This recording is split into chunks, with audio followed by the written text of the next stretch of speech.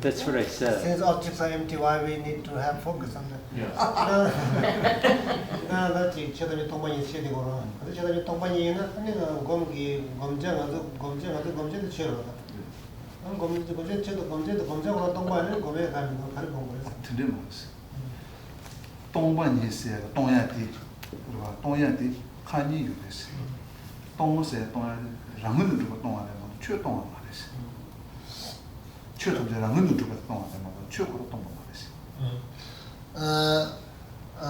This is not the case. I mean, in other words, it doesn't mean there is nothing out there. There is no object at all to be focused.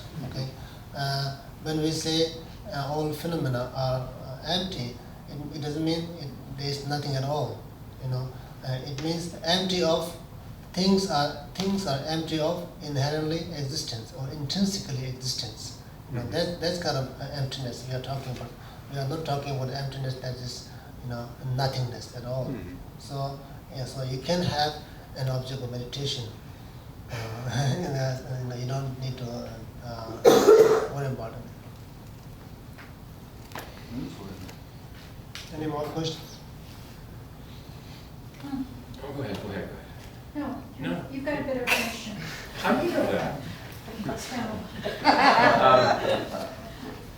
All right, say there's a person that you, this is just an example. Say a person who you're very angry at, a bad history with, and you're thinking bad thoughts about them all the time, so that your analytical meditation on that person is very negative.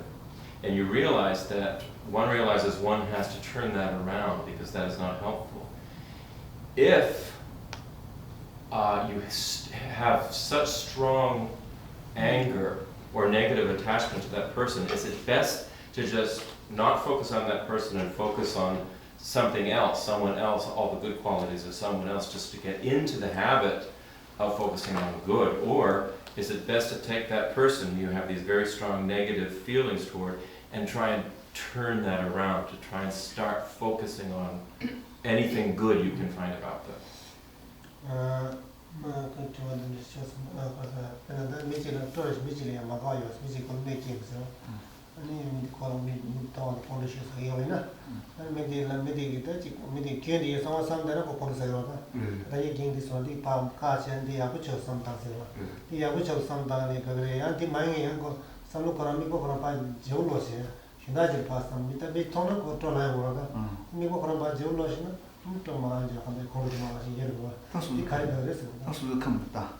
Medi Yabucho, some of two don't Yaburis. And Yabucho, some of them cover the covers. Get down to Yaburis, to the Yaburis. Get some Yabucho, some down to Angaburis. Get down to Roman and some should have Pasha. Yeah, then if there is someone who is a really bad person, mean or selfish or filled with all kind of bad things, so if you whenever you happen to see, you develop kind of negative things for that person, and if you can't stop your negative emotion from arising right by the side of the person, and then it's good if you shift the focus of the object. You shift you stop thinking of the person, or shift the focus. But if you can stop, if you can transform those negative into positive, or look at his positive things and positive qualities, and then of course it's better, and you can gradually you can develop love and compassion to that person, because everybody is subject of your love and compassion. So this is. Any more questions? I was going to ask another question, but I know there's no answer to it. So it had to do with artificial intelligence. But anyway, what I was wondering was, what does it mean when the Dalai Lama gives empowerments? What is that? Okay.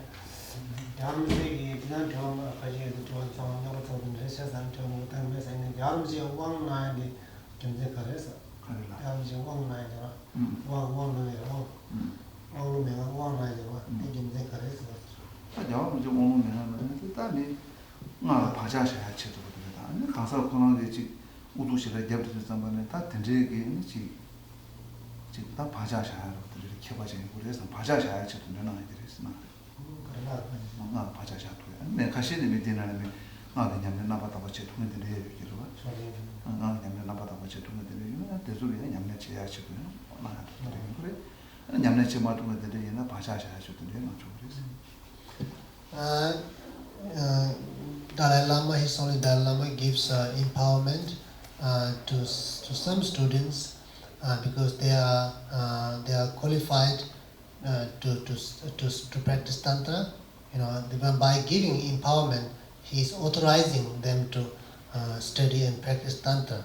Okay, in some cases, even though they are not qualified to start and practice tantra, but he is giving empowerment to those students to create kind of mental disposition. Makes sense to you? In other words, helping them to get prepared in the future to be able to practice, to be able to engage into the tantric practice. So, kind of two reasons. Now, of course, generally, he is always requested by the students to give empowerment. You just don't go and give empowerment without receiving the request from the students. Yes, it has to be requested, and then he will give the empowerment, kind of authorizing them to engage into the practice of tantra. Sometime to have get prepared to engage in the practice of tantra. Thank you. Any more questions? Okay, so then we will stop here. Thank you very much.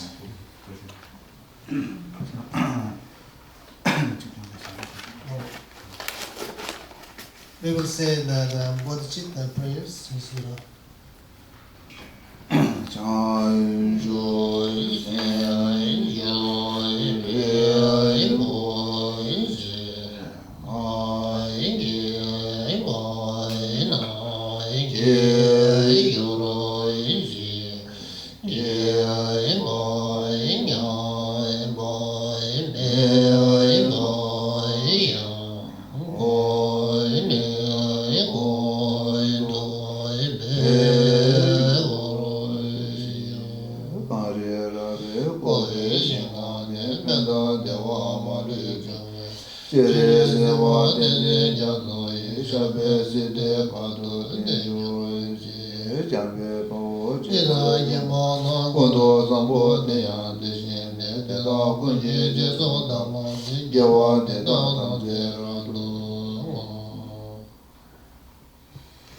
Thank you very much.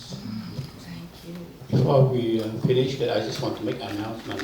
You know that the 17th of February is the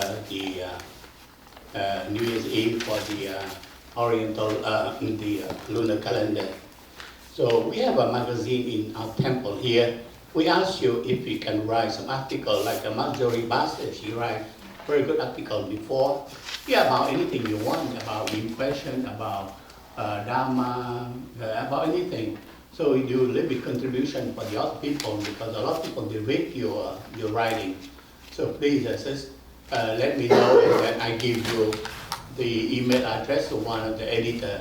He can do the layout and then print it. It has to be before the the 10th of February. So we'll be ready. Anybody is welcome. Write article, write something, and I invite Christopher and Kavita to do some presentation. If you have anybody have a talent, want to contribute to the day, we have some little bit sing or a song or dance or something. I invite one young girl. She do the Indian dancing, and then some piano presentation, something. If anybody want to do it, but very important to write something for the magazine, web magazine here for ourselves and for our friends. They can read. About half in English, half in Vietnamese. So it's very important for us, to share our friends what you study, what you feeling, and you progress in our study. You're welcome. So remember, the 17th February And it's a big celebration. We do the chanting and we share everything together. Thank you.